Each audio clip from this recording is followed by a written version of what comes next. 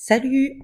Bon, aujourd'hui, je t'explique la question 5 de l'atelier 1, bloc 1, du chapitre 1, expression algébrique. Donc voilà, la question est soit l'expression algébrique 4z plus 7y moins 2. Alors, la première question est combien de termes compte cette expression algébrique? Donc, pour savoir le nombre de termes, c'est important d'aller séparer où il y a les additions et les soustractions. Donc, on voit très bien qu'il y a le premier terme, le deuxième terme et finalement le troisième terme. Il y a donc 3 termes dans cette expression-là. B. Quelle est l'expression algébrique du premier terme? Donc, on a déjà fait une bonne partie du travail à la question A. Donc, le premier terme est 4z.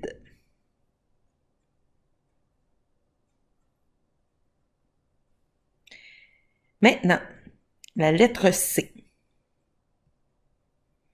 Quel est le coefficient du deuxième terme? Bon, là, c'est important de se rappeler ce qu'est un coefficient. Le coefficient, c'est le nombre qui se trouve devant les variables. Donc, à chaque fois qu'il y a une variable, il y a un coefficient. Donc, dans le cas du deuxième terme, c'est plus 7. Donc, on prend tout le temps l'opération qui vient devant, le signe devant. Mais comme c'est un signe positif, on n'est pas obligé de le noter. Donc, le coefficient du deuxième terme, c'est 7.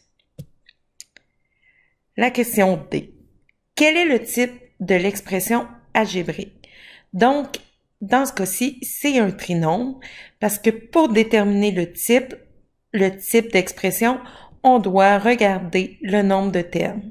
Donc, il y a 3 termes, d'où tri pour 3. La lettre E, quel est le terme constant? Un terme constant, c'est un nombre positif ou négatif. Donc, il est seul, le nombre, il n'est pas accompagné de variables puisqu'il est constant. Donc, dans ce cas-ci, le terme constant est négatif 2. Encore une fois, il est important de prendre le symbole mathématique qui se retrouve devant.